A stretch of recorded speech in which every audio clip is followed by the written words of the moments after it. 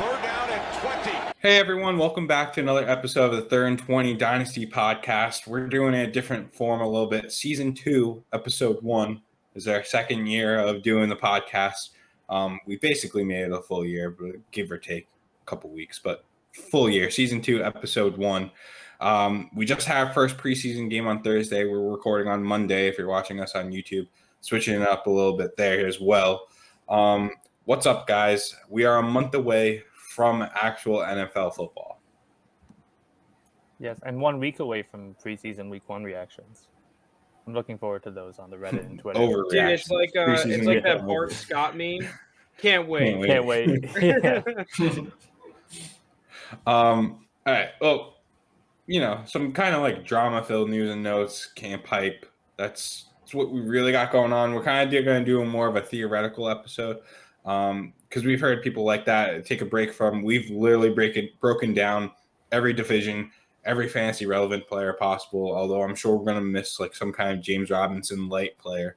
But with that, I'm just gonna jump into our news and notes. Deshaun actually showed up to practice today.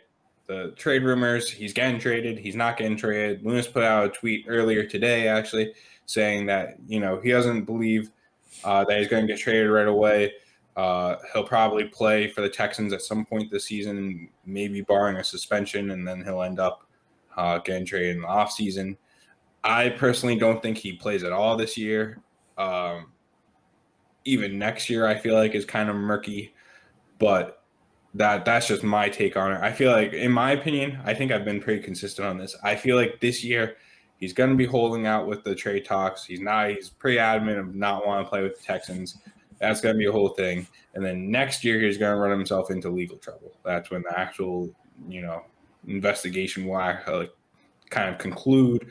What the NFL decides to do with that, what the justice system decides to do with that, I don't know. But that's kind of my stance on this. I thought you knew, JT. I thought you had the inside info. What the hell? Look, I can tell you which rookie wide receivers are going to be good or bad. I can't tell you Okay. what Deshaun Watson's going to do. The only bit of news we did get, and Jay Glazer's normally really in touch with all this. He said trade negotiations haven't really gone anywhere because the Texans don't want to sell at a low price, which I don't blame them.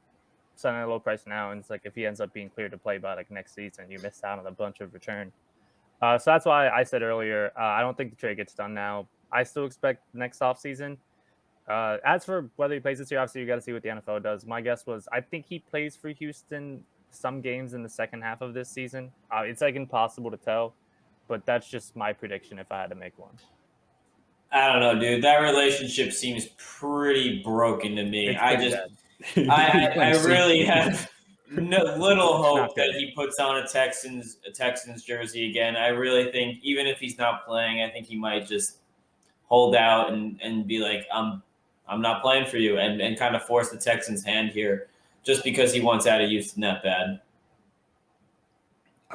I want to see the Texans and the NFL war rooms. Like, they definitely have an entire like Deshaun Watson dedicated team, both of them, and it's just like every day they're putting out fires like in different spots. Like, it's just gotta be chaos.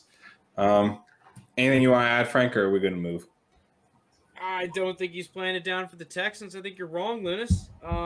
When you're a team as bad as the Texans and you spend the little draft capital you have, that little sliver, your first pick on a quarterback, I think that was kind of like the telltale sign right there. That's like, and their guy, Kellen Mond, got taken to pick before him. They're like, all right, fuck it. Davis Mills next on the list. Like, need someone who can play. They need a pulse in the quarterback room. The best that they could get into town was Tyrod Taylor. Like, yikes. I think Tyrod Taylor will probably be, or Tyrod Taylor, I think is what he actually goes by, will be the starting quarterback for the season. He gets like stabbed again by the team doctor. Ambushed. Speaking of getting ambushed, though, Michael Thomas apparently ambushed by the Saints.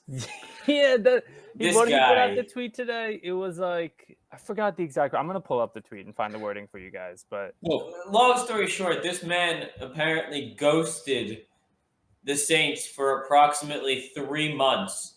I don't know about you, but speaking of another broken relationship, I think the Saints and Michael Thomas are just finished. Between him punching someone in practice last year, between the injuries, just missing time, and all this, I just feel this Michael Thomas is going to be out of New Orleans very soon. I don't know how you guys feel on that one. Yeah. The exact wording on the tweet was he put Send up. me the tweet. I'll put it on the screen. I think I'm getting. I think I'm playing free ads on the video right now. Well, I sent the tweet. The tweet pretty much said they tried to damage your reputation. You saved theirs by not telling your side of the story. So pretty much inferring that the Saints putting out the 3 months thing is trying to ruin his reputation, and him saying, "Oh, I didn't even tell you what the Saints did." I don't know what the Saints could have done. It just seems like he ghosted them. Then last second was like, they already made one of the highest.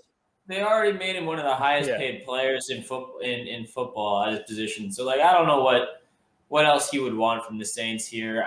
It just seems like he's destined to be cut whenever his contract has an out in it, just because they're done with him. Drew Brees is gone. He's soon to follow. Is there a buy low? I've seen a lot of people that are treating the Michael Thomas thing as a buy low. I think that there is a limit to the point where you can sell him. I'm just curious as to what that limit is. Is that limit anything outside of a first round pick that you're like, okay, Michael Thomas is he's good enough that it's worth the risk? It's probably, if you're a seller, you're demanding at least a late first still. I mean, I personally wouldn't give a first for Michael Thomas. He's pushing 30 almost, and there's all this drama surrounding him. On top of he missed last year with a major injury. I can't do it. Yeah, and so I guess the question comes down to, like, with the early second value, are you taking Bateman or Elijah Moore over Michael Thomas right now to own in Dynasty? Yeah, probably. Yeah, I think it's a very fair question. I'd still rather have Michael Thomas than Bateman, I think. Sure, you're wrong, Frank. Someone that we don't talk about a lot, but he's kind of big in the Dynasty community is Denny Carter from NBC Sports Edge. They've got a lot of questionable takes, but he has maybe one of the best tweets as far as the NFL is concerned, where he put typical quarterback tweet, love my teammates, God is good, RB tweet, keep grinding, TE tweet, derp, and then wide receiver tweet, the enemy speaks kindly and holds a knife. That sums up Michael Thomas so well. That's just hilarious. All wide receivers, but Michael Thomas is like one of those pinnacle diva guys. He's someone that I just don't feel comfortable trading for at this point unless it's such a good value I can't pass up. And that sucks if you have him on your team. If I had him on my team, I'd be trying to package him with another elite kind of weapon. Well, I guess we'll talk about trade theory in a little bit, but I try and package him with I don't know, Michael Thomas and this might be a little Michael Thomas and CD Lamb for Justin Jefferson. I think I might do that because I just think Justin Jefferson's so much better. All right, but let's talk about some of these sophomore receivers because you have CD Lamb, you have Justin Jefferson, and then you have the best one of them all, Mr. Bryan Edwards. Well, when you're getting compared to Randy Moss, Devontae Adams, Ochocinco's T.O.'s tweeting about you. You're getting compared to T.O. Ochocinco's tweeting about you. You've just got Bryan Edwards Day the other day. And how many yards did he have his rookie year? Is it 100? Like 200. A little under 200. Yeah. Okay. To be fair, he was injured. He was battling an injury the whole season. I don't know. I don't want to come off as the Bryan Edwards defender guy because he's on my team. But obviously, I think he's not going to be any of those guys. But I do feel like we reference him a lot on the podcast, DF Bean Counter. He's also big on the Dynasty community. Frank and I were discussing earlier. He's very good at telling you which players to fade. He was like myself. I was in on the Mims fading. He was also in on fading Mims. He kind of fades anyone that doesn't really produce, specifically wide receivers, in their rookie year. Now, it also helps if those wide receivers weren't drafted in the first 3 rounds, like their day 3 picks. That kind of is an added bonus. But when you look at Bryan Edwards, the injury-riddled year that he had, a known questionable, like difficult offense to learn in Gruden's, because we also saw Henry Ruggs struggle in that offense as well. I am kind of willing to give him a pass on this. It's different than Mims in terms of he was always rated lower than Mims. I don't think you could get much more than a mid-second for Bryan Edwards currently. Mims was pushing a late first, even so late as this offseason, like big before the draft happened. Mims was up in the late first territory. He's still practicing with the first team. He's ahead of John Brown, who they brought in to sign. Like, he's practicing as the first unit. I just think Bryan Edwards. He's talking Bryan Edwards is practicing the first unit, not Denzel Mims. Bryan Edwards is beating out John Brown, practicing with the first unit. I still think at the price of the mid-second in a 2022 year that I don't really love, like I don't hate that price. There's no one I'm picking in the 2022 second round that I feel like that I'd be as confident in as Bryan Edwards. So it's so early. It's so early to tell that one. I guess. But yeah, 2 years ago, no one would have said at the beginning of the college football season, no one was going to say Joe Burrow was going to be the number 1 overall pick in the NFL draft. Yeah. There's so much that can happen in one season. I think it's really early to say you're just ready to give up on 2022 second round picks that you could change dramatically. If I have a feeling that the second round pick that I'm getting is from it's not an early second round pick, I don't really. I mean, if you're fading it based on the team and where that pick is going to fall, that's a different topic. If I have any inclination that it's past 204 in 2022, then no, I'm going to just keep Bryan Edwards. Here's part of the problem, though, is that I think there's a couple factors that we aren't taking into account. One is what's my team. If I want less risk involved and just say fuck the upside, yeah, I'll take the second round pick any day of the week. But if I have Bryan Edwards on my taxi squad right now, I don't think I want to move him. I think I want to keep him on that taxi squad spot because, like JT, you're saying, you're probably going to get a relatively equivalent prospect to Bryan Edwards in the second round next year. If it's a late one, maybe even worse. So yeah, I would rather bet on the upside and see what Bryan Edwards can turn into. Here's the one problem I have with Bryan Edwards, because I actually liked Bryan Edwards a lot as a South Carolina alum, South Carolina football player. It's a good school that some good receivers come out of. Debo is the problem. And it's funny, I was actually going to mention Debo, is that Debo is the one that is seen as inconsistent and injury prone and all of that, right? Which I think is just kind of unfair because he was just in an unfortunate scenario the first couple seasons of the NFL. In college, he's a very consistent football player. I'm saying injuries. He's definitely missed a fuck ton of time due to injuries. Yeah, I mean, yeah, but so many other players, the injury label, the injury bug label is so off and on. There are players that do miss a lot of games that aren't labeled injury prone, and then some players where, okay, yeah, Debo's missed a handful of games in the NFL, but you look at his college career, it's kind of an unfair label, whereas Bryan Edwards is legitimately inconsistent his entire career. This guy has never been consistent. So I don't think betting on Bryan Edwards to be consistent is the play. On the other hand, if he comes out and he has a big week early in the season, you can profit instantly. Because at that point, you're getting more than a second round pick. If he's looking like the number 1 X receiver in that Raiders offense, which is a lot more underrated than people think. It's an offense that puts up points and puts up yards. That's instant stocks. And that's what I'd be doing. But I wouldn't want to sell at that price then. Then I'm just holding. Then I have my... Oh, go ahead. I was going to say, what would you guys set the kind of over-under on yards expected this year from Bryan Edwards? 700. Is it 700? Yeah, I was going to say 720. 720, around that range. Okay, I was just wondering. I was kind of testing the water. Well, I'm curious. I know we don't really cover the betting information on this pod.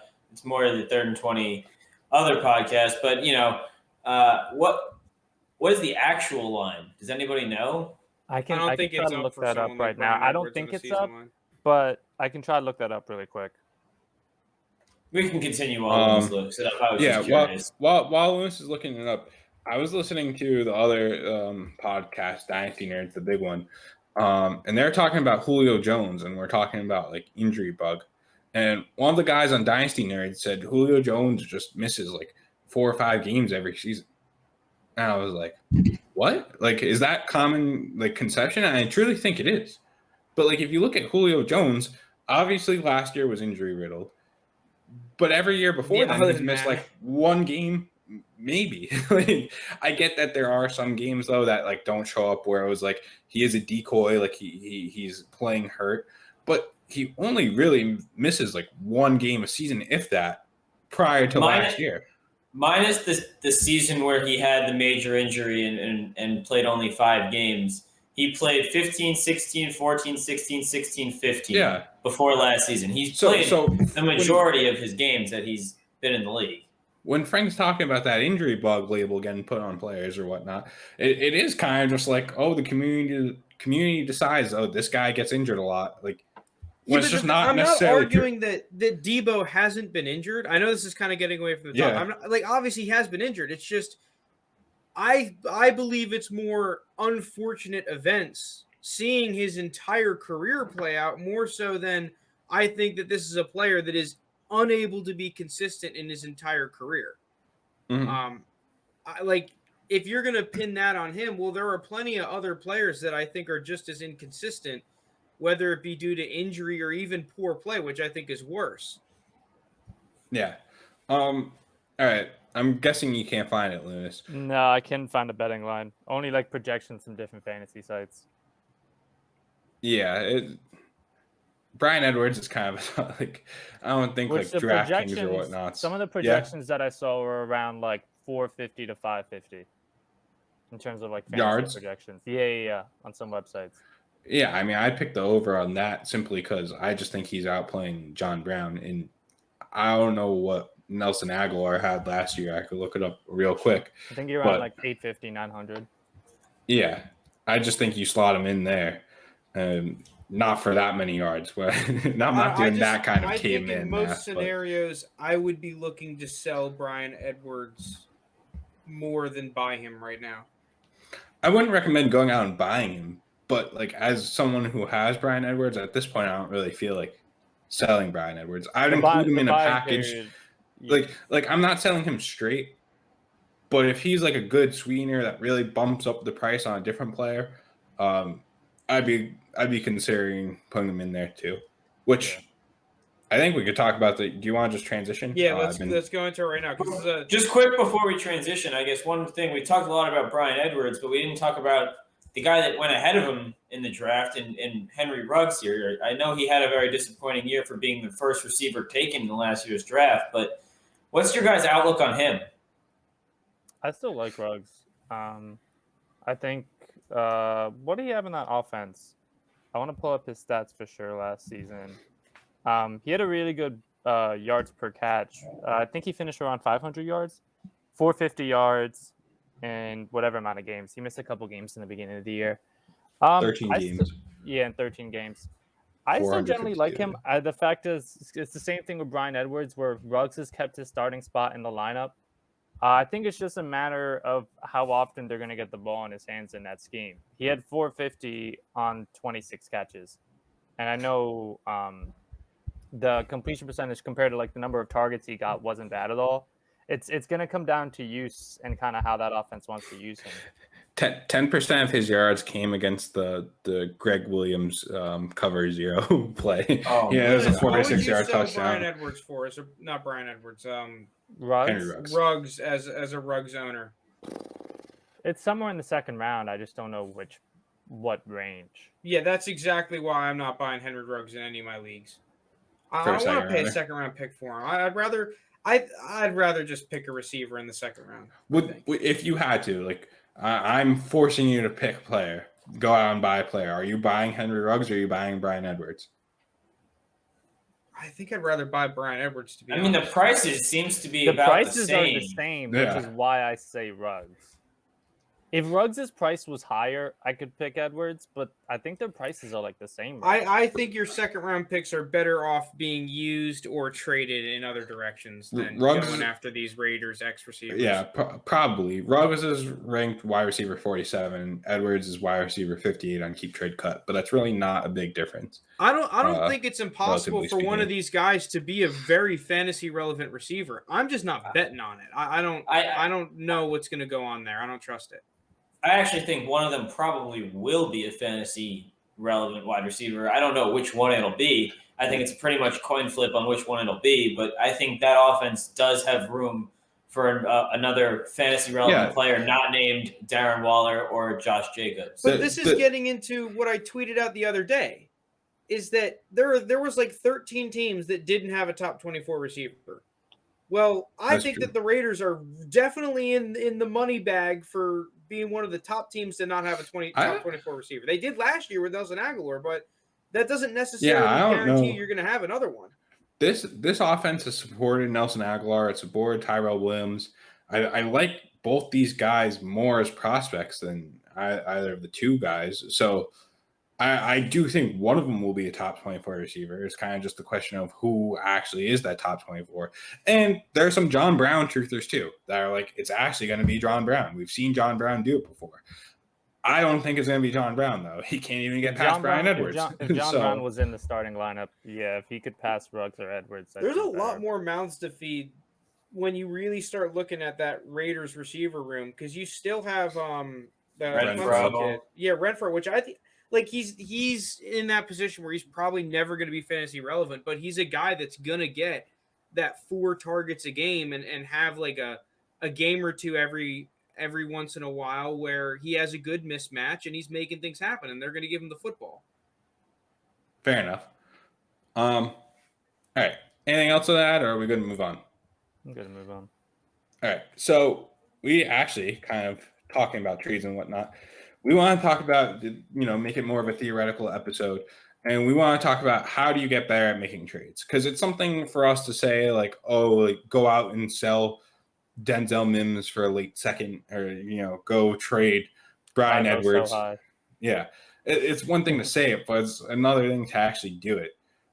So we kind of wanted to talk about our dynasty theory, how we go into making trades, how we come up with trade offers. So I don't know, Frank, do you want to kick it off and kind of just guide us through the segment?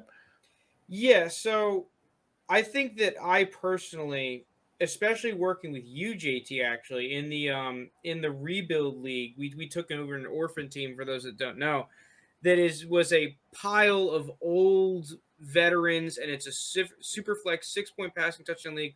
Our best quarterback is Cam Newton. We have no one else on the roster. It's like it is a dumpster fire team with no draft picks, and it was a little bit harder to get trades done, even for players like DeAndre Hopkins and Derrick Henry, than at least I thought. I think JT and Jake and Lounis as well, like we slowly realized, like, holy crap, it is way harder to trade a guy that's probably guaranteed to be top 5 at his position than you would realistically think it was.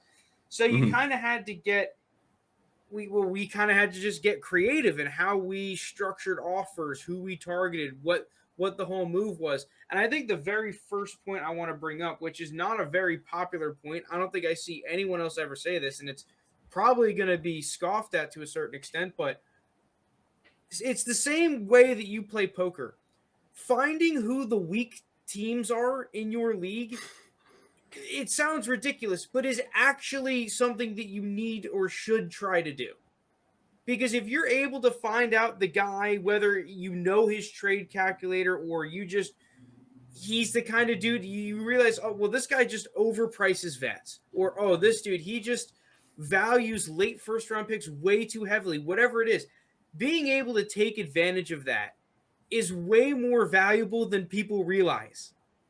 And it's something that you need to figure out. Building off that, I think that's a great point, Frank, but building off that point, know your league mates.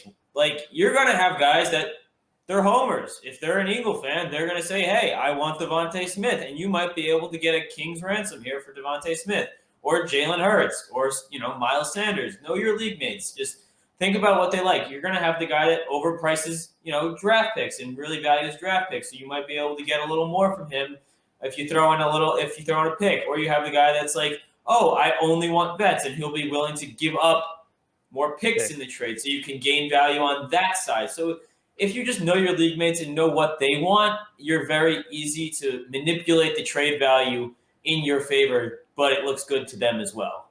There's a delicate balance with what you guys are doing, though, right? Like, if you're going out and obviously, I'm not saying don't target the lesser guys. Like, you've definitely seen trades before where it's, I don't know, Josh Jacobs for a 3rd-round pick. And it's like, what? Like, I would have offered more. Why are you giving up Josh Jacobs for a 3rd-round pick? And the guy's like, oh, I just think Kenyon Drake's like going to be too much of a problem. I'd rather a 3rd. Obviously, there are going to be people like that in some leagues. Not all of them, definitely. But there's definitely less egregious kind of trades that people make. And you see it and go, what? And I do think it's a good idea to, try and get trades rolling with those kind of players. But if other league mates kind of catch on to what you're doing and they see that you're taking advantage of this guy, when you go out and you try and trade with those league mates, they're going to have in the back of their head, oh, he's trying to take advantage of me. Now, then when you go and you offer them something, and it could be a very fair deal on your part, what you think is extremely fair, what consensus would say is very fair, in the back of their mind, they're thinking, no way, I've seen what he did with the other guy. Like, this is a guy that I'm not going to, let off easy. Like, I need to win. And it's important to keep in mind, no one does a trade thinking they lost a trade. You have to make them think that they're winning the trade. Now, don't do that by, I'm sorry, I'm going off tangents, guys, but don't do that by just bashing it over their head. Like, you need a quarterback. You're totally winning this trade. You need a quarterback. Here's my Sam Darnold. Now, you have 10 wide receivers, so you have to give me DeAndre Hopkins for Sam Darnold because he's like your 2nd or 3rd wide receiver, and Sam Darnold's my 2nd quarterback, and you really need a quarterback, and I really need wide receivers. This just makes sense. It's so fair. Obviously, that's not going to work unless you have the terrible guy, but, like, I digress. So it's very much a give and take of you offer an enticing offer. You don't offer everything that you're willing to offer, though. You want them to at least acknowledge it, though. You want them to think to themselves, okay, he understands what I need. He sees that I'm low at running back. I'm risky at running back. He's offering me a running back. I don't have, like, I have a lot of depth at wide receiver. He's willing to take a wide receiver from me. The values still don't exactly match, though. But at least he's in the right, kind of idea. Then at least they're willing to negotiate with you. Because the whole thing is getting to negotiations. I'll let one of you guys take it off so I'm not lulling people to death with it. But. I mean, I think you lead into a good point because I think you have to make it so the value is at least close enough where they are willing to make a counter. You can't make the trade offer so egregious where they just turn around and go reject. I'm not even going to think about that. And that's the end of that whole even offer. They won't even listen to you because you've made such a bad starting offer that they're like, this guy just wants to rip me off and isn't willing to part with anything. So you got to make that first offer, that initial offer, something that's going to pique his interest, whether it's just a big name in the trade offer that's going to say, oh, I want Derrick Henry, or if it's a high draft pick and you go, oh, I'll take a 1st-round pick. Like, even if the value doesn't match up exactly, they know you're willing to give up high-end assets to get what you want. And that's just going to make sure, everyone hates that trade when you get it and you're like, oh, you want my 2nd best player, but you're giving me 5 mediocre players. Nobody wants that. 5 or 4 quarters does not equal $1 in fantasy football. The sooner that people get that through their head, the sooner they'll start making better trade offers. Well, I think the other thing, too, though, that I wanted to bring up is that because, JT, you brought up a point earlier that was like, oh, you see that some of those trades where it's like, oh, well, I would have given more than that. And not like you brought up a really egregious example where it's Josh Jacobs for a 3rd. I think a lot more of the time it's like, let's say, this is a bad example, but it's just what came off the top of my head. We swapped Cooper Kupp and Robbie Anderson. And you're like, oh, well, I would have easily taken the Cooper Kupp side of that deal. And there would be people that would agree with you, and there would be people that would take the Robbie Anderson side and whatever. You're never going to figure this out unless you just offer trades. Like, you can't – if someone puts a player on the trade block you cannot expect them, if you message them, to be like, oh, well, what do you want for Cooper Kupp? And expect a deal to happen a lot of the time. Yeah, it'll happen with some people in your league, especially the trade happy ones, because every league has them where it's like a guy that's just willing to trade. But for most players in your leagues, you have to make the offer. You have to be the one that puts the ball in their court for them to accept or counter or reject it.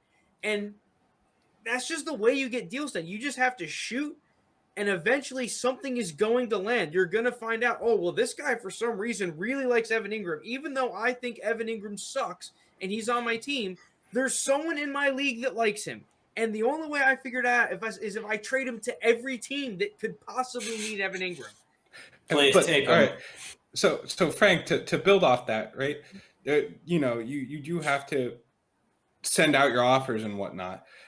And there are people who will say in negotiating, you never want to be the person that puts out the price first. Like, you go to a car dealership and then you go, oh, I'll pay X amount of dollars. You never want to be the person that says it first or with salary. I disagree. I think this is where, I think this is where you get to kind of anchor the price, right? Like you bring in, I don't know, let's just argue. It's going to get kind of convoluted here, right? But I'll just go. You're giving up a second for a player, right? That's ideally what you want to give up. And you think said player could be worth a high first, right? So that's why you're giving up the second for the player. If you come in with a 2023 late second for the player, you're anchoring that price where he goes, no, I want a mid first. You kind of are like, whoa, like, I think he's kind of worth more of a late second. You're saying he's worth a higher first. Why don't we kind of move closer to my side where we kind of meet in the middle? When you're selling a player, you don't actually want to meet in the middle. You have your guy. He has to come get for you. So kind of it's weird in that regard where it's like you want to pull the guy to your side when you have the player because you have him. He doesn't. He needs to come get him for you. Now, I think what's important, though, is there's a lot of different aspects. I would almost be writing this down if I was listening. But there's something called a best alternative to negotiation, where it's something that you have to keep in mind when you're looking to go and buy a player. So when you want to go and you want to go get the Justin Jeffersons or the A.J. Browns, the shiny wide receivers that are being dangled in front of you, right? You have to understand to yourself, okay, what else could I get instead of that player? I know I really like DK Metcalf. I think DK Metcalf is the wide receiver one in my mind. I'm willing to give up a lot for DK Metcalf. You have to then keep in mind, though, what else could you get with all that stuff that you're going to give up for DK Metcalf? Where's your resistance point where you're not, he keeps pushing you for more? Oh, another first, another first. Aaron Rodgers on top of everything else that you're offering. You have to understand when it's okay to walk away from the deal where you could go and make a different trade for someone else. So maybe, you really like DK Metcalf, but I know I could go and get Tyreek Hill for less than that. I know the Tyreek Hill guy will give me, Tyreek Hill for much less than what you're trying to get DK Metcalf. It's something that you always have to keep in mind because if you don't, that's how you end up overpaying because you're like, DK Metcalf, he's that wide receiver one that I really want. I'll give you 3 firsts and I don't know, J.K. Dobbins for DK Metcalf, and then you're out a lot of value that you could have spent 3 firsts and gotten basically any wide receiver, and now you spent J.K. Dobbins on top of that because you really want him. But JT, at the same time, like as a buyer and a seller, especially if you're in a league where you don't know your league mates, if you're in a home league and you can call up a league mate, I think it's a little bit different, the tactics that you use to trade.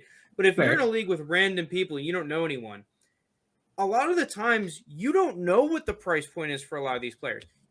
Someone can, let's say, trade block DK Metcalf and you get into a conversation with them, but maybe someone else in the league that's just less active at some point in the offseason would be willing to sell Devontae Adams for cheaper than DK Metcalf. And you're simply just going for a win-now receiver. You won't know unless you try to acquire other players similar to that. Like you said, instead of necessarily the second alternative, You just kind of go and say, well, I value this player equally. If I'm going to trade for DK Metcalf or really thinking about it, why not just see what the other guy wants? If he's not willing to trade him, who cares? But if he is willing to trade him, all of a sudden, I have 2 offers to choose from now. Now the odds are more in my favor that I'm getting a better deal instead of pigeonholing myself. It's the same thing for selling players. Like, I think that this is kind of something that's seen as a little taboo to some people, where it's like, oh, well, if you're in trade negotiations and you start negotiating with another player, like, well, that's kind of messed up that you're selling their offer. Dude, I don't care. I'm not here to make sure that everyone else is happy. I'm here to make sure that I get the better trade. Like, as long as I'm not completely burning down a trade bridge, which I think is really overrated. I've never really hard burned a trade bridge, like, for the most part in any of my leagues ever. Like, dude, I don't think people have to be pissed off if you're shopping around an offer. Like, you're doing what's in your best interest. Like, at a certain point, you just have to realize, like, my interests are more important than yours. Like, you don't always have to say yes, and you can market things around. If anyone's mad at you testing the waters with other offers, it means they probably know that, like, that player can bring in more value. Like, I'm not necessarily saying to go, oh, this guy gave me this offer, what would you offer? Like, but you can say, like, dude, all right, well, T. Higgins might be going. Like, if you want him, here we go. Like, send something in. The key thing, and something that you should always use, is what's your best offer, because you don't even have to. You can appeal to another person without actually confirming another person. Like, oh, I've been in trade talks with someone else. You don't have to name the other person. He's very high on. I'll just continue with DK Metcalf. He's very high on DK Metcalf. Now we're selling him. What's your best offer? And he'll send you. He's like, oh. It's kind of like bidding, the blind bidding. Jake, you're in construction. You kind of know with that what's going on. You want to give the most appealing offer at the lowest price, but you don't know what everyone else is offering for DK Metcalf. So you're subconsciously raising the price of DK Metcalf in your mind. You're like, oh, I'll give you this, this, and this for DK Metcalf. Now, there might not even be another person that's offering you someone for DK Metcalf, but he doesn't know that. He's not going out and texting all other 10 managers, what are you offering for DK Metcalf? And if there was someone that was offering for DK Metcalf, they're not going to tell him. They're not going to be like, hey, they're not going to say it. This is not like you're not working together with people. You're all competing for the championship and to make yourself best team. And once you say what's your best offer, and he sends you that, you kind of give it some time. You won't reply right away, and then you go, are you sure that's the best you can do? And then he'll probably build on top of that, and you will get more. It's a tried and true. That's when you're in the position of selling, though. Like you want to get rid of. I like that, JT. Yeah, I like that a lot. You want to get rid of I don't know who's like a coveted Dak Prescott right now. You want to get rid of Dak. Like, you don't like his shoulder thing, but plenty of people in your Superflex league want Dak. That's the best way to get rid of a player like that, because you just get people begging you to get Dak on their team. Now, I don't know if I'm the best one to take care of this next subject, though, but like, how do you handle low ball offers? Like, how do you negotiate around low ball offers? There's a reject button, or you just offer for something you actually want. I sorry, JT. I want to switch the discussion because I like that point that you said for high value players, but trading low value players is really annoying. And that's what we had to do a lot in our league recently. Yeah, we did. And it was frustrating as all get out, trying to trade players that no one else wants. Yeah. And the one thing that I learned is that on top of just shooting offers out left, right, and center to anyone that could possibly fathom using this Devontae Parker of a player, you just need to find the vet that no one else also wants, but for some reason you want. Like, for us, that was recently James Conner. We were like, we do not want Evan Ingram. We will upgrade some draft capital and pick up James Conner because we actually want James Conner. We think he could be halfway decent. Like, you just this brings up another thing. I'm just going to start rattling things off. I think that pick swaps are not used enough. At least I have started using them all the time. Pick swaps, I think, are one of the best ways to make trades because especially, if a teams are relatively rated the same, like if you say, hey, I'll give you a second, but you got to give me your first back. And people will be like, well, I'm getting a second back. I'll have 2 seconds. It's not that bad. But they don't realize that first could be an elite level player compared to that second round pick. And it just ways to help negotiate. Even in a lesser sense, if it's just a tack on at the end of the trade where you just want to even the value a little bit, say, hey, I'll give you a third for a fourth or something like that to just, sweeten the deal and try to get some of these things done. It really goes a long way in the minds of, the player buying, or if it's in your favor, it goes a long way because now you upgraded some draft capital for a trade you were probably already going to do. Let's be honest. Yeah. So in terms of pick swaps, though, I really try to do it with the guy's same pick. I want to do it with his second and his third. Right. I mean, that guarantees you move up 12 spots. Which, come draft time, that price is probably going to be more expensive than what I paid for. We just did that in our orphan rebuild league where we traded Darnell Mooney and a second and got the guys first. So we moved up a clean 12 spots from the second to the first for Darnell Mooney.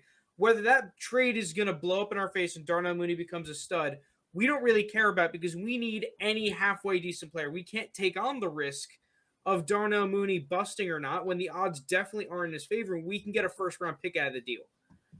Because if Darnell Mooney is not good this year, he's worth nothing.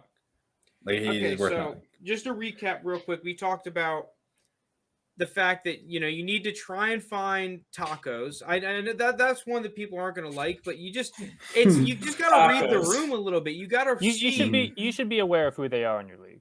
Who's the guy that, and it's not even just that. Okay, who's rebuilding?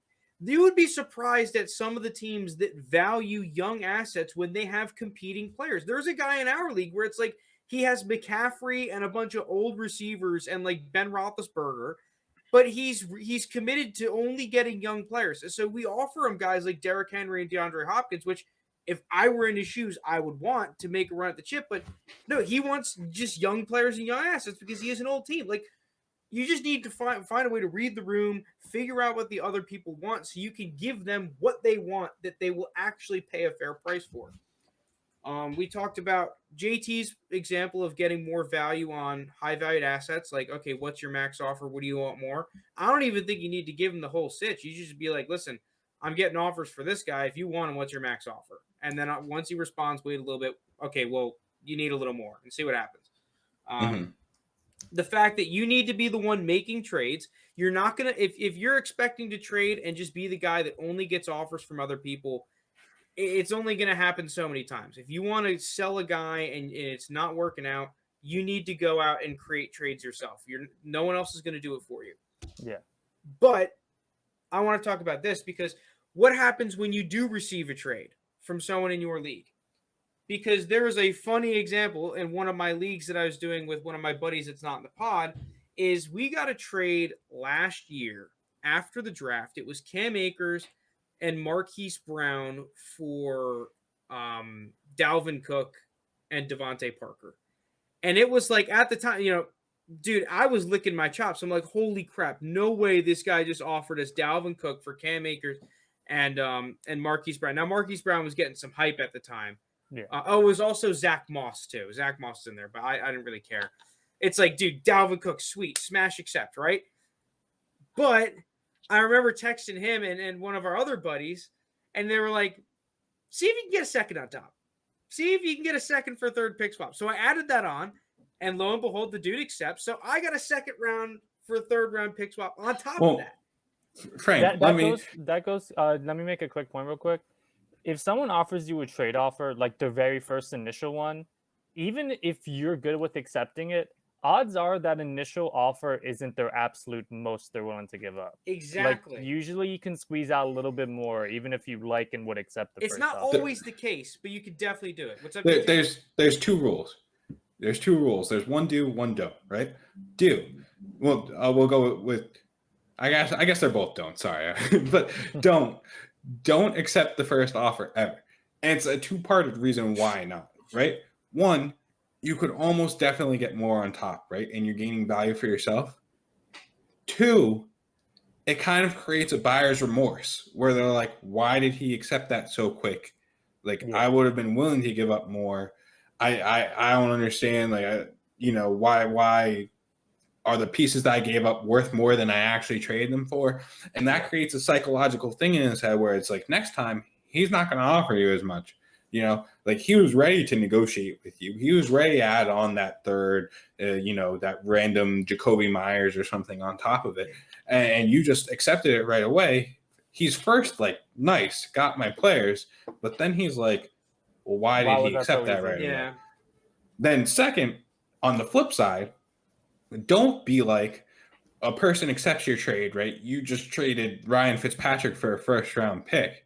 Like, don't be like, dude, I would have accepted it for a second. Like, don't act like you won the trade. Never be like, oh, like, I can't believe you just accepted that. Like, I would have given up, an extra first for DK Metcalf. Like, that's crazy. Thanks so much. Like, you never act like you won the trade. Because again, it creates that psychological thing. It's the easiest way to make someone not want to trade with you again. Yeah. Don't go in your league chat too and be like, even if you think patting yourself on the back for the good trade. Yeah. Even if you think you're clearly winning it, the safest bet is always just going to be, I think that makes sense for both of us. Just say that to them, then move on. Because you don't want to keep enemies. I mean, where this actually happens is the league chat will go and they'll see the trade that happened and say in the league chat's eyes, ripped off that other player. They'll be like, oh my God, like, what the hell? How do you make that happen? You, from your standpoint, have to kind of defend it, not go to war and die on the hill that was a fair trade, but you have to be like, no, like, I could totally see why this helps his team. Like, he definitely needs X, Y, and Z. Yeah. I get that I'm taking on a risk of X, Y, and Z, and kind of just leave it at that. Like, you don't need to go in a 6-part message as to why it was a fair trade and you didn't actually win the trade. But, you do have to make the other person feel like they also won the trade. Because if they don't feel like that. Yep. I have 2 more points that I want to bring up. Yep. The first is be very wary about adding on mainly draft picks, but I guess other things to trades. Because what happened in our orphan league, we went through all the trades that the dude made to get into a spot where we were like the only people on planet Earth willing to take the team.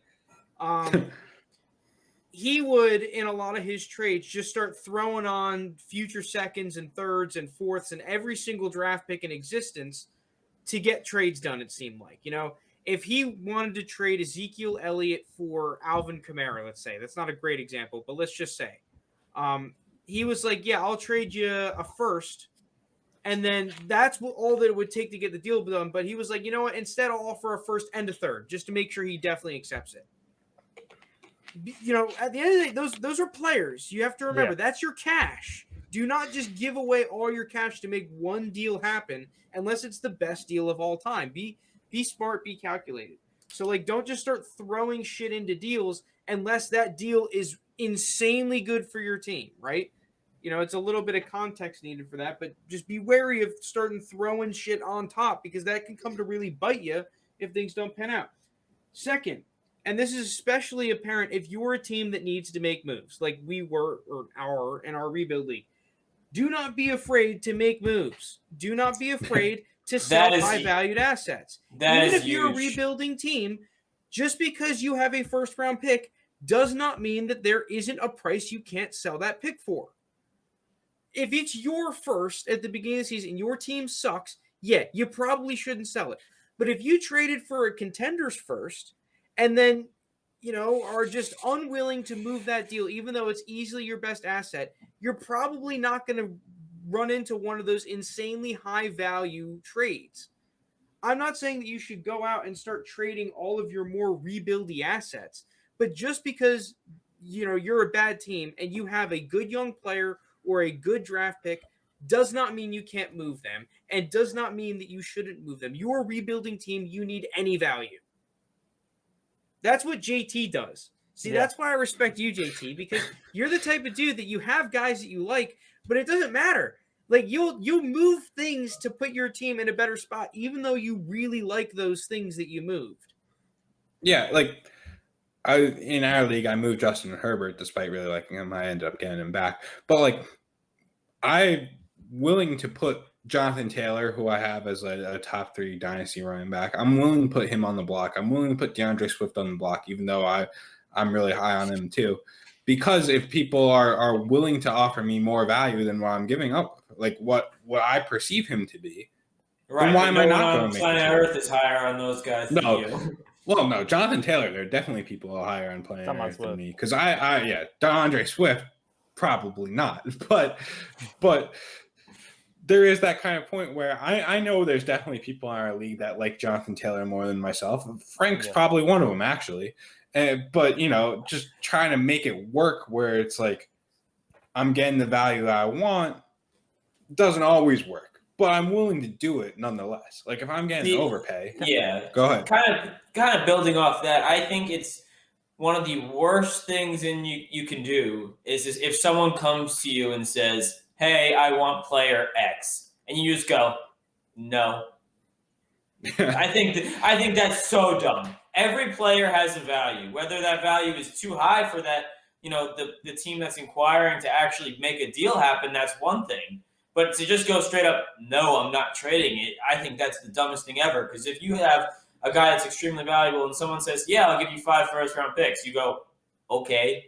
Like, there's no player that doesn't have a price. Yeah. Obviously, guys like Mahomes and Josh Allen and all these top-end quarterbacks and even like McCaffrey to an extent, like their price is extremely high. Don't get me wrong. And most likely it's going to be very difficult to come to a deal that you're both willing to say, yeah, let's do it. Sure, but I think it's the dumbest thing ever to just say this guy is not tradable. He will not be on a different team this year. On the flip side, another don't, which I find that I'm guilty of a decent amount, but other people are as well. It's not as bad if you're in a league where you don't know all the members as much and the league members don't talk a whole lot. It's kind of just like we're strictly here trading and whatnot. It's definitely worse in a home league or a league amongst friends. But even in active leagues, this could be bad.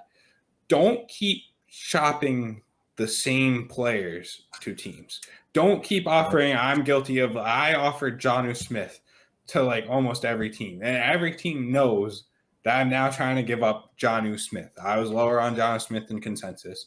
And, hey JT, do you want Julio Jones? Exactly. Everyone knows in our league that Jake wants to get rid of Julio Jones. No one's going to give Jake the right price for Julio Jones because they know. Oh, don't worry, they will. It'll come. It's taken Jake 3 years at this point to get Julio Jones off his team. I've been trying to trade him for like 4 years, man. It's impossible. The Falcons smoked him time-wise. So, yeah, they decided they're going to trade him in like 2 weeks. Yeah. So, all right, let's speed run through some points though. If anyone, because we should move on to the next topic. Because the one really quick point I want to make that I'll throw in here. I do think it's good and smart to be in touch with kind of the Reddit and Twitter dynasty hive minds. Like kind of knowing in terms of this, I know as your reaction, which players are kind of getting like the flavor of the week, super hype in certain periods of time. Elijah Moore right now.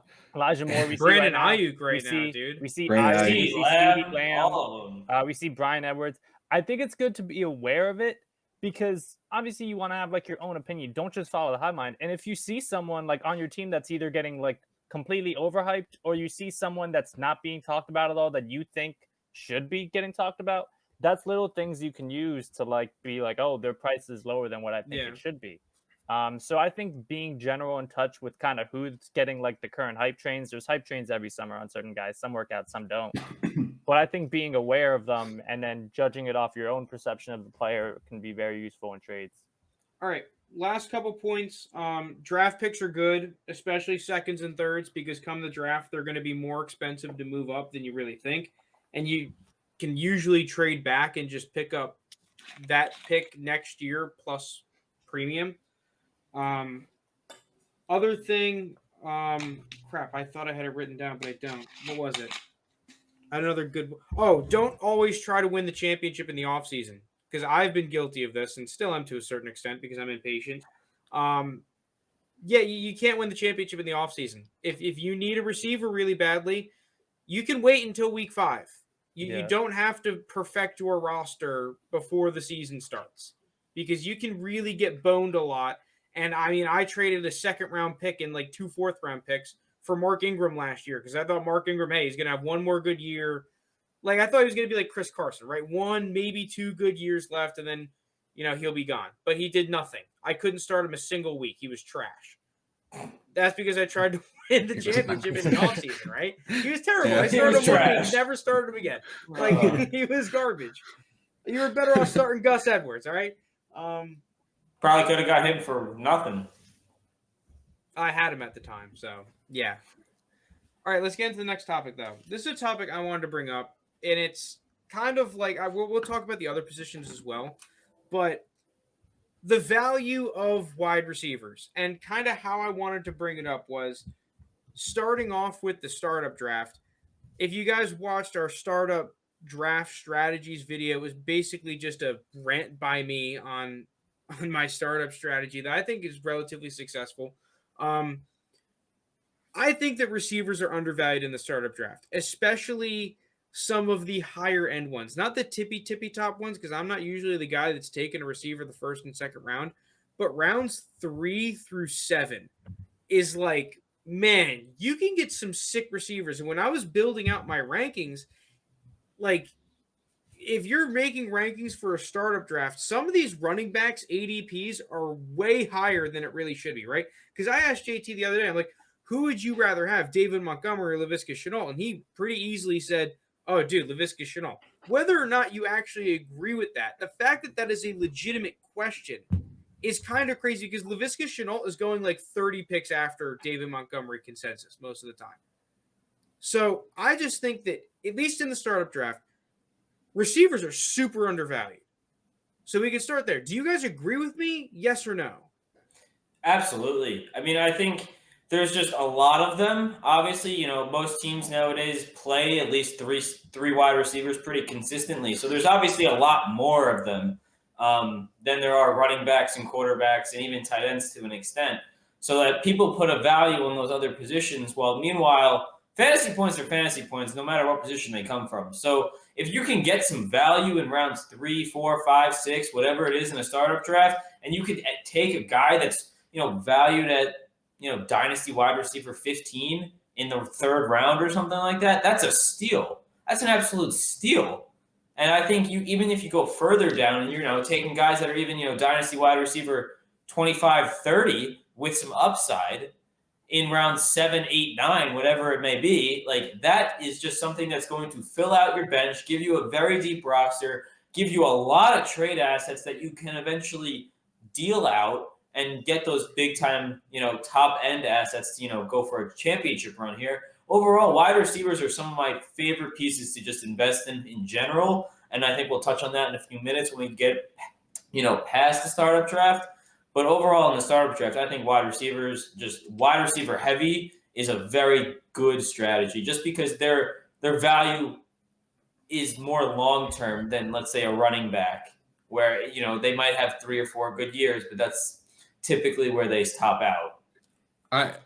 I kind of have like a swing for the fence kind of mentality on the wide receivers where it's like I'm willing to go for those younger guys who have shown good stuff in their rookie sophomore years. The likes of a T. Higgins, Chase Claypool, Brandon Ayuk. I'm willing to swing for those guys early, right? And I'm willing to take them above the likes of I don't know who's around there. Like like Stephon Diggs, right? Allen Robinson. Diggs is a little different. Yeah, Allen Robinson, I'd probably you're be taking right though, JT. Because that was actually one of my next points is that especially in the startup draft, and this might be skewed because some of the receiver classes recently have been very good, but I mean, there's just more receivers that are always good. Is that if you have drafted young, talented receivers in that 3rd, 4th, 5th, 6th, and 7th round, you got paid and paid off really handsomely. Like I had a guy last year in one of my leagues. At the time, it was a big reach taking DK Metcalf into the 2nd round. I was like, dude, that's a little crazy. I like DK, but not that much. I mean, it paid off. That paid off. Like he's still around his ADP. Meanwhile, if you took Miles Sanders, that late first, early second turn, which he was going, him, Joe Mixon, there's so many running backs, you got boned a lot of the time, like boned hard, because you lost 2 rounds. The position is just not as volatile, and receivers in general give you a great floor. A lot of them, they play for a minimum of like 3 to 4 good seasons, and a lot of them go for even longer, and they're still somewhat valuable when they're vets. But that's getting me into now, because we all agree receivers good to invest in the startup draft. Go young at receiver. Like JT said, shoot for the fences, because of all the positions, they have a pretty high hit rate. And especially if you're able to buy into one of the dudes that had a good rookie season, the odds are still in your favor for them to go on and reach that ceiling. But now let's get into after the startup draft, because I put out a tweet today at 3rd and 20 _ that said youth at receiver is accurately priced and more times than not overpriced, whereas the veteran receivers are underpriced. And here kind of gets into the conundrum, because CeeDee Lamb, for example, his ADP will be late 2nd round, early 3rd round of a startup draft right now. Meanwhile, you really wouldn't have to add a ton to trade up for Nick Chubb, let's say, who might be consensus going. I don't even know if he's going to consensus go over him now, but let's just assume, at least on my rankings, Nick Chubb is above CeeDee Lamb. Once the league is in going, right, and you're out of the startup draft, you really don't have to add a lot to turn one of these 3rd round picks into like an early 2nd in a startup. Whereas in the startup draft, you would have to pay relatively handsomely to do that trade up, which is why I think that a lot of the receivers then all of a sudden become overvalued once the league starts. Like, do you guys agree with me there? Or yeah, it's in a startup, it's the known versus the unknown, right? Because like if you're moving up 5 spots to go from, I don't know, let's just say CeeDee Lamb's pick 302 and Nick Chubb's like 209. That's just arbitrary. But you're giving up another, I don't know, 6th round pick on top of that. Like that's the unknown there. That pick is the unknown. It could be anything. You know, it's enticing. When you're out of the startup and you have your known quantities and you have what you can stack your team up against everyone else's team, and that guy's a contender, that guy's a rebuilder, that guy's going for the chip right now. All the variables are set in place other than this trade, where it's this guy has Nick Chubb, this guy has CeeDee Lamb. What do we do to make it happen? So yeah, Frank, I agree. It's just you take out all of the other variables when the startup's over. Everything else is gone. There's no question marks. It's just what did it take me to go from Nick Chubb to CeeDee Lamb? Or what, vice versa. See, what's funny too, though, is that I treat receivers as floor. I used to be a guy that I still do with my startup strategy video. Like, I build my team around receivers, because that's it. You will build a team. If you build a Superflex league around quarterbacks and receivers, you pick one running back like an Aaron Jones, you will have a great little core to just build around, right? And just building off that, Frank, like if your core is a whole bunch of young wide receivers, right? Chances are that some of them are going to hit and some of them are going to, probably not hit, and mediocre and around there, wide receiver 3s, flex plays, that kind of thing. But either way, the thing with young wide receivers is they're around for a long time. And for some reason, people just hold on to that value. I think the perfect example of this is like Christian Kirk. Like maybe not so much anymore that Rondell Moore. Maybe not so much now with, even like they signed AJ Green and drafted Rondell Moore, and they have, Hopkins now. But before this last season, right, we had seen Christian Kirk for a full 2 seasons, and he was very average, very middle of the road. But he was so, like, I'm being honest, like he was a high draft pick. He was a high draft pick that you could still trade him. Exactly. You could always trade young wide receivers. It's something that always holds values. Even like now, like guys like Jalen Reagor, in my opinion, right? Like he was a high end, he was a 1st round draft pick, probably spent a good pick on him in your rookie draft, had a very average rookie season, but you turn around right now, like if you were to trade Jalen Reagor, you'd still probably get a high end 2nd round pick. Like maybe mid at worst, but like they hold value for a very long time. So you could sell those guys in trades and actually, step up from 2 or 3, young wide receivers into a top-end wide receiver, and that just makes your team that much ready for a championship and that much better, in my opinion. Well, you could also always trade the shiny new young wide receiver. But going out of the startup, because I really want to make this point, is that wide receivers are floor. Wide receivers are not ceiling. They have inconsistent games, but you need receivers to build a core of your team. To compete, tight ends, running backs, and quarterbacks give you the competitive advantage, which I think outside of the startup draft, there are very few times that I'm going to pay top dollar to invest in a young receiver. Unless I think that dude is a stud. Like, okay, Justin Jefferson, fine. Go ahead. Like, if I think that you are basically going to be the next Julio Jones or the next DeAndre Hopkins and put up 5 seasons in a row of top 5 receiver numbers, yeah, fine. Go ahead. Pay top dollar for that receiver. But outside of that, like, a lot of the receivers are the same, which is why I actually kind of avoid going heavy for receivers outside the startup draft unless I'm getting favorable deals. On top of that, receivers like the one position that has 40 players every year that you can start and consistently have hits in the second and third round compared to every other position. Mm-hmm. So why would I pay top dollar right now to go and get CeeDee Lamb, especially if I can get D-Hop for cheaper, or I can go out and get Tyler Lockett for way freaking cheaper? Like, especially if they're going to put up similar results, you lose out on the upside, but I'm not buying receivers for upside. I'm buying receivers for floor. Well, but Frank, to build off that, you can kind of do both where it's to the point of you just traded for OBJ from me, but OBJ is currently ranked around the likes of Henry Ruggs and Bryan Edwards and, Corey Davis, who I kind of do like there, but he's ranked around those guys. I have so much more faith in OBJ putting up wide receiver 1 seasons. Like I would be willing to bet that OBJ puts up 2 more wide receiver 1 seasons than any of those other guys ever put up 1 wide receiver 1 season. And you could get him. You could get him for the same price. Well, but OBJ's done it before. He's proven. Obviously, he's coming off an injury.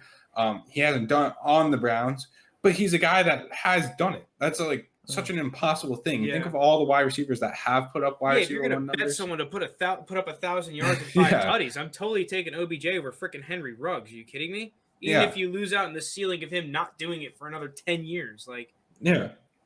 I'd rather have 2 really good years of OBJ than 5, mediocre years of Henry Ruggs. But it's just, I'd agree. Yeah. I'm just saying it's a big bet. I think that's huge, though, because you can invest in receivers and build your team around receivers, but I really don't think I was someone that did it. Every single league I do it, and I have always the best receivers in my league, but without the other pieces, you aren't going to win championships. You'll be around there, and maybe you can get lucky. But you kind of need the other dogs, which is why, like JT said, I'm not going to buy receivers at top dollar. I think that they're overrated more than underrated. Obviously, there's context. If you can go out and get Brandon Ayuk for Darnell Mooney in a late first, yeah, go do it. But I think there's a clear difference between doing that and paying 4 first-round picks for CeeDee Lamb, which is probably what it cost you right about now in peak camp hype. Like, you would need to pay just ridiculous amounts. Give me an OBJ for 2 seconds instead. Anything else on the value of receivers? I think that touched on it pretty well, honestly. Yeah. Yeah, like outside of the startup draft, I want to buy vets. In drafts, it seems like, in both rookie drafts and in startup drafts, like, dude, hell yeah, I'll swing for the fences on all the receivers that you can sell me. Give me the higher hit rate. Give me the nice floor. Give me like Jake said, if they flop or if they hit, you can still sell them a year later. I mean, I just got out of my share of Michael Pittman. I still like Pittman. It's just I was able to get out the same exact price I bought him for. Yeah. Like somewhat similar. But like, dude, even if it's a small, like less that I sell them for, I don't know what the right terminology for is. It like, Jesus, I can't speak. You get the point, though. You can buy out for what even if you lost a little bit in the end. I think it's still worth it because like you don't believe in Michael Pittman anymore, and you got basically the same pick back a year later. So now you take another swing and you hope he hits. And like, dude, what position can you get first rounders in the second round? None besides receiver. My question to you guys is, would you rather have Tyreek Hill or Darren Waller? Darren Waller. Ooh. No. I don't know, actually. That's tough. I actually think I have Tyreek Hill rated higher on my startup list. Yeah. I think they're back-to-back. It's something very interesting to consider. I want to say Tyreek Hill. Well, actually, the thing with Waller, real quick, it's such a competitive advantage to have a tight end. That's what makes it tough. Because the difference between Waller, tight end 2, and Logan Thomas, who was tight end 3, I believe. Robert Tonyan, tight end 3, was 100 fantasy points in our league. I think it's PPR, 1 point PPR. It was 100 fantasy points. That was what separated Tyreek Hill, the number 2 wide receiver, from wide receiver 19 or 20, Chase Claypool or Terry McLaurin. That's such a big gap. If you had to build a team, like obviously I think if we're a contender, we'd rather have Waller. But if you're building a team, who you own both of them, who are you taking? That's what I was about to... Building a team, startup draft, one player to build your team around. I lean Waller just because it's like I think what Jake said, that competitive advantage that he gives you at tight end over everyone else's starting tight end. It's the same thing with what Kelsey has done with their owners over the past few years. Mm-hmm. That's why we see Pitts getting like all this hype. Because if you have that like elite tier tight end, you could say, "Oh, I had tight end 6. That's not bad, top 6." You are so far back from that like that top 3. Just for reference, by the way, our league is a half-point PPR league with another half-point bonus for tight end premium per PPR. So tight ends get 1 point PPR, and every other position gets a half. Travis Kelce would have been wide receiver number 1 last season. Wide receiver number 1. I think Waller would have been like receiver number 3. I'll tell you right now, Waller would have been, receiver 3 in between Tyreek Hill and Stephon. Exactly. So, and after that last year with, Kittle being hurt and Pitts obviously being in college, that was pretty much it for the, the top end tight ends. There was still, the Mark Andrews, the TJ Hawkinsons of the world that were above the wasteland, but not at the elite level of Waller and Kelsey. And it just provides such a competitive advantage when the team you're playing against is rolling out, Jonnu Smith at tight end. That team's just banking on him, scoring a touchdown that week. There's nothing that you're not afraid of that. But if you put out a Waller or a Kelsey and a Terry McLaurin, that is so much better. But to roll it back, right, to the value of wide receivers, which is what this segment was built on, right? I think when we're comparing wide receivers to wide receivers, apples to apples, there's a lot we could learn. But there's we all had a tough time saying, Tyreek Hill versus Darren Waller, who we have. Keep Trade Cut has it like over basically 1,000-point difference of Tyreek Hill above Darren Waller, right? Well, I think the issue with that, obviously we're thinking they're the same age. I know, but I'm saying we're thinking in tight end premium leagues. I think I think if we're thinking level playing field here, I think I would lean Tyreek Hill straight up. But it's close. It's definitely close. I think 1,000 points is too much. It's close. Like you'd have to put on like a late first onto Darren Waller to get you Tyreek Hill. So that's where I'm willing to part with like what's considered an elite wide receiver for the likes of an elite tight end if I can do it. But, it's got to be someone I'm comfortable about. I don't know if I'm willing to do – I know Travis Kelce, like this year he's good. I don't know how many more years he's good, kind of thing. It kind of has also been the debate in rookie drafts between Kyle Pitts and Jamar Chase. Well, I was thinking Pitts because I think Pitts is the better prospect. But I'm just saying they're both viewed as like tier 1A top of their position group. And like both of you, like both these guys are going to be studs, kind of equal value. Like in a lot of non-Superflex setups, they go one after the other. I'm sure if you were looking at them at the rookie year, and say they're coming out together and they're ranked together, like would you rather have had Julio Jones or Travis Kelce? I'm willing to bet the team that had Travis Kelce won the more championships. I can't guarantee that. I wish I could do stats on that. I mean, I'm sure it's probably in the out long there. run. Yeah. Well, you had 5 years of the number one tight end in the league. Like, God damn. But you do have to wait a little bit for it too, typically. I mean, Kyle Pitts might be a unicorn in that regard. In a Superflex, not a Superflex, in a tight end premium league, I think, yes.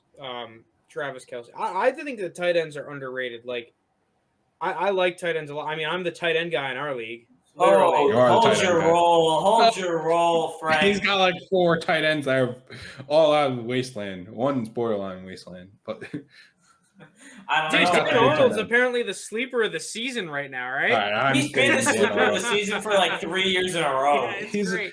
Every year without fail. Dan Arnold or Bryan Edwards? I think that's what he's come across. He's gone from being the 4th wide receiver or 4th receiving option on the he was probably a 5th on the Cardinals to the 5th or 6th on the Panthers. Like he didn't move up. He's still there. He's still behind all the top dogs. Sorry, Dan Arnold. You know, the other thing too, though, I know that we're about to end the episode and whatnot, but trading for veteran wide receivers at top dollar has not really been a great move. No. I think some of the examples right now would be like Stephon Diggs. You're never gonna win that trade just because like Stephon Diggs right now is valued at dynasty wide receiver, I think like top 5 right now.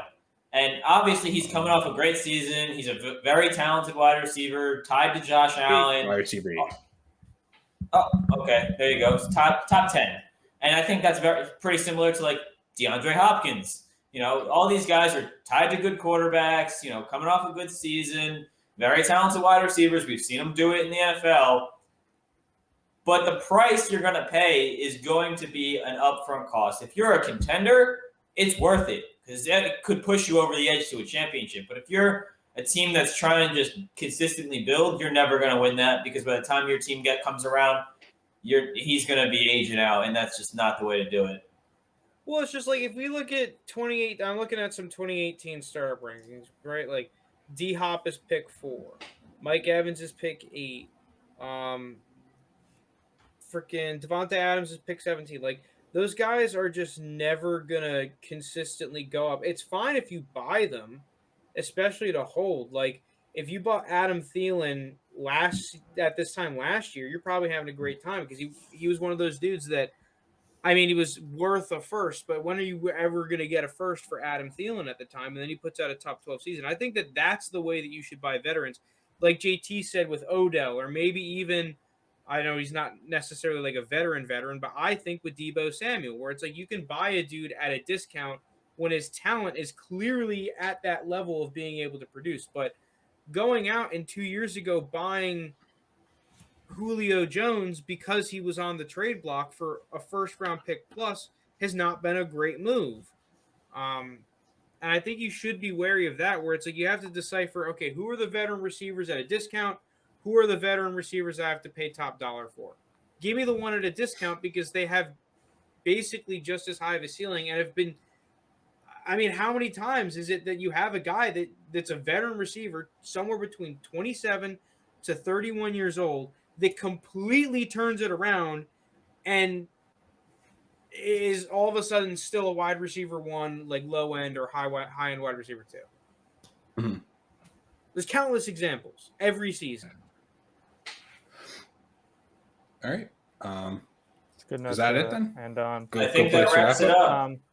And the last thing I want to say, kind of going back to what we mentioned earlier, Michael Thomas, his likes on Twitter. Seems what he's inferring is on the Saints' end, how they wronged him was the Saints urged Michael Thomas not to get surgery last season in hopes of winning a championship in Drew Brees last year, and now he's mad at them for blaming him for not being healthy. So that seems what he's mad about the Saints about. Just a messy situation gets messier. Peace, Michael Thomas. He's out of there. Yeah. Maybe he fits that buy a veteran wide receiver cheap. We're talking about. I don't know. He's someone I'm fading. Yeah, it's a little bit of a different circumstance. Yeah. Let's see what happens. All right.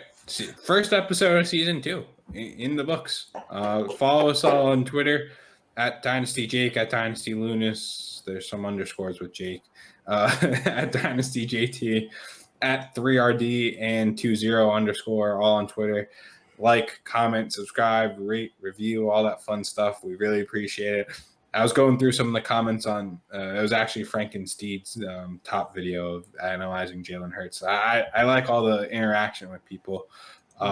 So, yeah. Hit us up on Instagram, on Twitter. My Twitter DMs are open. I'm sure everyone else's are too. I like looking at trades. If you guys have any trade ideas and want to send it to me, that works too. But I think that wraps it up. See you guys. Thanks, guys.